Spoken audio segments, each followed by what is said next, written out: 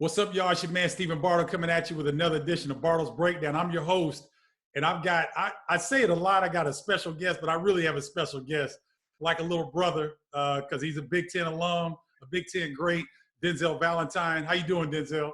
Yeah, I'm doing good. How about yourself? I'm doing great, man. I appreciate you taking the time. Thanks for joining. First off, man, how you doing mentally with not playing, just kind of, the uncertainty going around? How you doing mentally? Oh yeah, it's been pretty tough, because you get used to playing basketball and used to a routine, all year, and it's kind of your body and your mind is like wondering what is going on right now, because you either playing or vacation or something right now. So it's definitely different, but I'm using this time to talk to family, get closer to friends, just kind of take some time off and reset a little bit. What are you doing to stay in shape? I mean, because I don't think you guys have access to a gym yet necessarily, but how are you trying to stay in shape? Yeah, no, I just been doing workouts here, man. Just trying to figure out what to do, and they send us workouts. The team that sends us workouts or whatever, and we just kind of do that. So it's been tough. Do you ever do this? Do you get on Zoom or other things and get with your teammates and just kind of chop it up and kind of give each other therapy, so to speak? Yeah. A few of us, been talking or whatever, and just kind of, just catching up or whatever. But it's kind of tough because we don't know what's gonna happen with the rest of the season. So All right. yeah, it is. Okay. Yeah. So let's go back, Denzel. Let's go back to when you grew up in Lansing, and you're growing up. Your dad and I played against each other in college. He was a tremendous player, all-around guy, tough as nails. Hated switching on to Carlton because he was strong as a bull. Yeah. But you had him. You had older brother Drew. You grew up in East Lansing, so you're under the shadow of Michigan State, Magic Johnson. How was all that coming up? With kind of that pressure coming from a basketball family. Yeah. I take pride in that too. It's being from Lansing, Michigan, and going to Michigan State and doing the things I was able to do, and then making it to the next level is definitely a blessing. But looking back, it definitely was a lot of pressure. With my dad being my coach, my brother being older than me and going on to play college basketball, and it was a kind of like we accomplished a lot in the city, so we had a lot of eyes on us, and it wasn't easy. We worked hard for it. It was many times in the gym, many times in the weight room. We didn't put in a countless amount of hours and everything like that. So it definitely was difficult too, going to Michigan State. Having that pressure of being a hometown kid and going to Michigan State and all your friends and family and everything. You got the whole city's attention. You know what I'm saying? Yep. So it was challenging. But I think I embraced it as much as I could. You know what I'm saying? And it was a lot of perks too. Thank God that I was able to go to school in my city, and accomplish the things I was able to accomplish. It's just a blessing. You talked about the success you guys had at Sexton High School. I believe you won 2 state titles or 1? Yeah, 2 my junior senior year. Okay, so you had tremendous success. Yeah, I think wasn't Clemens on your team as well? Yeah. Who played at Iowa? Then you had another guard that played somewhere else. Brennan Forbes. Brennan Forbes played at Michigan State as well. So. And then we had Jalen Hayes that played at Oakland University too. Oh wow! So you have 4 Division I guys on your team. And we had another dude. He was Trevor Manuel. He was a freshman. He played at Oregon his first year and then transferred. But we had 5. Wow! Crazy. So it wasn't unusual for that area to have that kind of talent, was it? I mean, like I've been talking to guys from Michigan, Michigan State. I've been talking to guys my era, a little bit younger, Mateen Cleaves. Yeah. The state of Michigan was loaded the time that you were coming through high school. Can you talk about some of the players that you had to go against in around the state? Yeah, I think it's crazy because I think it comes in phases in Michigan. I think we had a good phase, and You know, it was us, our team, and then we had LaDante Hedden. He went to Providence. Yeah. Oh, had Um, a great career. yeah, had a great career. He had a great career there. He's playing professional now. Chris Harrison Dox, he went to Western Kentucky. Um, we had another guy, Stephen Repahowski. He went to Tulsa. So we had some good talent around the Lansing area for being in such a small city, and it was definitely some competition there. So when you were in high school, obviously you had a choice of where you wanted to go to school. What were some of the other schools that you were interested in besides Michigan State? Uh, I was getting recruited by Michigan and Wisconsin and Georgetown. Those were probably my runners up. But I mean, it wasn't too far after Michigan State offered me. I committed. It was probably like a week after that. I like before they was like serious with me. I was like, oh, I don't care. I don't even want to go to Michigan State. Okay. And then and then as soon as they offered me, I was like, yeah, I'm going. Okay. Yeah. So it was like a pride thing. Is that what it was? Because you had other schools interested before they came on. Yeah, I mean they were interested, but they weren't like serious at first. And then I kind of had a breakout summer going in from my sophomore to junior year, and that's when they offered me. But at first, Michigan was recruiting me, and Georgetown was recruiting me harder. So it was a pride thing, definitely. Oh, okay. All right. And then did you take any visits anywhere else besides Michigan State? Yeah. I took a couple unofficials to Michigan, Georgetown, Oakland. Where else did I go? To Iowa. Okay. Yeah, I took a couple visits. Was there any other place that you visited that you could have seen yourself in if you didn't go to Michigan State? Yeah, I believe it or not. I mean, I hate to say it, but Michigan. Um, they were probably the school other than the state that recruited me the hardest, and they really wanted me, and I was really feeling them at first, but I couldn't do it at the end of the day. I couldn't do it, man. I couldn't do it. You don't know mom and dad would have let you back in the house, huh? What? That would have been so bad if I don't went there. Oh man. Oh, I love it. Man. So when you chose Michigan State, did your dad have any kind of special advice for you or something that he passed along to you that really paid off during your time at Michigan State? Yeah, I mean, he was around pretty much the whole time, and kind of just there whenever I needed advice. Where he worked was like 5-10 minutes away. It was damn near on campus. So, but he pretty much just kind of just let Coach Izzo do his thing. He didn't want to interfere with that. Me and Coach Izzo used to try to get him to come to practice. He just wouldn't do it. Like, you know what I'm saying? He didn't want to be that dad. So, yeah, he gave me a lot of good advice though. Whenever I would come to him, and he definitely was a big help in my career. And so, Denzel, you're playing at Michigan State. You're getting better every year. You guys having more success. How was campus life at Michigan State being the man on campus? You funny to talk about the man on campus. I know you were. Oh, you had to be the man. You funny. Man, I had fun, man. East Lansing, that's a great time, man.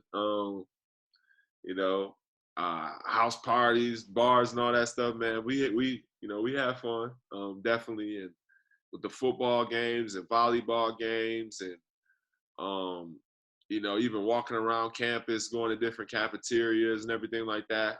Michigan State, we don't have a pro team, so we're treated like a pro team. So we definitely got a lot of love, but that's why I love Michigan State to this day, is because they really do have really great fans, and they do show genuine love. No, I agree with that. I totally agree. So when you were at Michigan State, what was the Big Ten team that gave y'all fits? Team that you just, for whatever reason, you couldn't match up with? And it didn't have to be a better team, because like for us, it was Wisconsin. Wisconsin was terrible back in the day, but they beat us by 21 game and cost us the Big Ten title. Was there any school or team that gave y'all like trouble matching up with? Man, it was probably, if I had to choose, it would probably be Michigan. yeah, my freshman and sophomore year, they were really good. And then other than that, I'm trying to think. Who was in the Big Ten that was good? Illinois used to give us fits for some reason. I don't know. We always split like every year with them, Illinois. Okay. Crazy. Oh, you guys, each team would win at home? Yeah, or like sometimes we would beat them there and then they would beat us at home. Like it was, I think it's because like they play with like that grit and that, like they got a bunch of tough dudes on the team, you know what I'm saying? So we couldn't just like plunk them out, Yeah, for sure. That makes sense. Yeah. No, that totally makes sense. How was your relationship with Coach Izzo? Because Mateen Cleaves was talking about his. How was your relationship with Coach? Oh, it's really good. We talk, we communicate often, and send each other words of encouragement, positive vibes, and everything like that. I always have love for him, and he was a big impact in my life, and he definitely helped me mature and everything like that. So I'm definitely gonna talk to him as long as I can. You know what I'm saying? So. Oh man, I got something going off here. Sorry, bro. My family's trying to hit me on this this thing here. Let me get them out of here. There we go. Sorry about that. So yeah, man, like, I've seen Coach Izzo get at Aaron Henry. I've seen him get at Cassius Winston, and the players are cool with it. The media loses their mind, but the players are cool with it. Can you share with our viewers, what that relationship is with Coach Izzo and why he's able to get on you guys so much, but there seems to be a lot of love there? I mean, he's just super passionate and, in his odd ways, that's just how he communicates. I mean, that's what you sign up for when you go there. I mean, he's passionate, he's caring, but he has his ways of communicating. And you just kind of just gotta just adapt. And I mean, at the end of the day, I think he always means well and he cares for all his players. Like he'll yell at you, but then after practice, he'll go and sit down in the office with you and talk with you for like an hour and a half on why he was mad at you. You know what I'm saying? Okay. So it wasn't like he was just yelling at you, then you just go to the crib. Like he you know what I'm saying? If he gets on you, like he'll like sit down, watch film with you, explain to you, check in with you. Like he's just a caring coach that cares about his relationships with his players. So. Man, that's wonderful. Yeah. That's wonderful. So you had this great career at Michigan State. You National Player of the Year, Big Ten Player of the Year. You win all the accolades, and now it's draft night. How was that for you? What was the experience like on draft night for you? Draft night was crazy. It was everything I ever imagined and more, really. I can just even now just replaying it back in my mind, just getting ready for the draft and being there with my fam and putting on my suit and family was getting emotional and then seeing all the guys that I played against throughout the year at the draft and everything like that and being in the green room and then to the point where they actually called my name. It was a whole hour and a half before they called my name. I think the draft started like 7. The 14th pick was like 8:30, and that seemed like it was like eternity, So no, but like when he said my name, it almost felt fake to go up there and shake his hand, but it definitely was a blessing. Now, did you have you had a tailored suit? Almost definitely. Okay, were you rocking the Gators? No, I wasn't rocking the Gators. No, I wasn't rocking the Gators. That's y'all era, man. Rocking the Gators. That's y'all era, man. Okay, all right. So what were you rocking there? Do you remember the shoes you had? I mean, everything was just fitted, and I forgot the shoes I had, but it was like a navy blue and black suit with a white top. I think. Oh, that's nice. Yeah, then I had a little bow tie to set it off. Okay. A couple little bracelets and everything. It was decent. So you kind of stood out then. It sounds like the ensemble and the bow tie, you kind of stuck out a little bit, huh? You funny, man. Yeah. I like messing with you, man. So I love it. so now, Denzel, you find yourself in Chi-Town. You get drafted by the Bulls, and you did really well throughout the time here. You've had some injuries. What has been the biggest lesson that you've learned as a pro? Um, Probably patience, to be honest. Um, you have so much free time, so much time to, it's a long season, 82 games. You know, it's just so much that goes on at this level that, it's just all about timing and being patient and just being ready when your name is called and being available, when your name is called, and not like pressing or worrying about, oh man, I gotta do X, Y, and Z to be ready to play, or like, oh, when I get in there, I gotta do X, Y, and Z so I can play. Just kind of just control the controllables, be patient, and just kind of let everything take care of itself. How tough was that for you coming from college, being the man?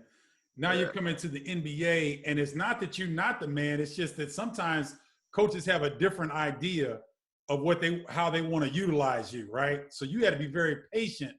But it seems like you've done it seamlessly, Denzel. I don't hear you complaining. Nobody, Casey Johnson and all the beat writers, they always have great things to say about you.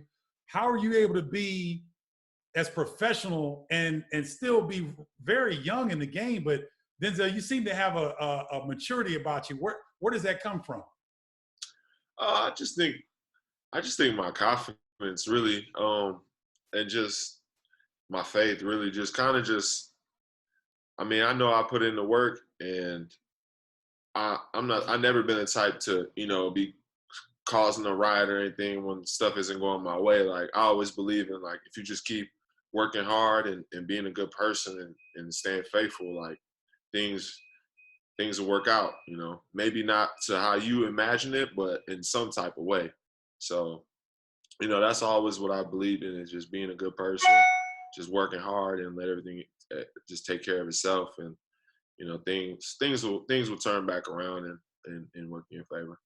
And they have, because I've seen you get in games where you didn't play for 3 games and you came in the game and it was like you had started for the last 10. I mean, you were on point. You're getting guys involved.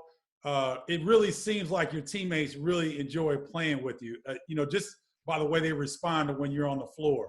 Is there a player in the NBA that you would consider to be your best friend in the NBA, or some guys that you consider your boys? Yeah, I mean, Brent Forbes is probably is my best friend. Like, we've known each other since we were 7 years old, and we grew up together, hanging out damn near every day, and now we're both in the league. So that's pretty crazy to sit down and kind of like think about that. And when we played them this year, it kind of hit me, and I was like, dang, like, because he was playing, like, I think we both started, or I might have came off the bench or something, but we both played in that game, and it was just crazy. It's got to be surreal to see one of your childhood friends, because I know you guys back in Lansing were like, hey, on the playground imitating somebody, or in the gym imitating somebody in the league. Who was that player that you tried to emulate when you were young, that you wanted to be like? I mean, my favorite player was LeBron growing up. So, Okay. I mean, I don't think you can imitate that though. I mean, he just a freak of nature. Yeah, that's real. Yeah. So Denzel, if you were a hooper, what would you be doing? I don't know, man. I was thinking, like, if I didn't get drafted to the NBA, like, probably go into coaching, or something that has to do with basketball. I kind of want to do what you're doing right now. When I get done, I have a very strong interest in that. So definitely. Well, I mean, I'll give you everything I know, and I'll tell you, I'll put you in touch with whoever I think you need to be in touch with, because I think you do a hell of a job on this side of the microphone. So keep me posted on that. Denzel, where can people follow you on social media? Yeah, I got Twitter and Instagram. I really don't use Twitter that much, but Instagram at Denzel Valentine. Yeah, follow me. Okay. Anything you want to share with the viewers before we wrap up? Everybody just, stay safe. keep your head up, and find something that to do that when life is back to normal. Just find something to do right now that you don't usually normally get to do, and try to perfect that. I'm actually working on my music right now, so Okay. yeah, I got a studio in my apartment, so I'll probably be dropping a little EP within the next 2 weeks. All right. Are you flowing? Are you singing? No, I'm flowing. You flowing? Yeah, I'm flowing. Oh, you got bars? Something like it. Okay, I like that. I like that. Well, I'm gonna be in touch, man, because I'll post whatever you want me to post. I'll push it out because I want to see you have success, brother. I love your game. I love you as a man. You come from great stock. Your brother Drew, your dad, your mom. You got great people, man. And so congratulations to all your success, and thanks a lot for joining. I appreciate it. And I want to give a special shout out to my mom because she never gets brought up. So yeah, she played a big part in everything. So I know What's her first name, Denzel? Kathy Valentine. Kathy Valentine. Big ups to Mrs. Kathy Valentine. I was on the phone with her 2 hours this morning. Is that right? She tried to keep you right? Yeah, she keeping me right. So definitely shout out to her. All right. That'll do it for this edition of Bartle's Breakdown. Make sure you guys do the safety protocols, wash your hands, do this social distancing. We'll get this through this COVID-19 situation together. Until next time, y'all. Peace.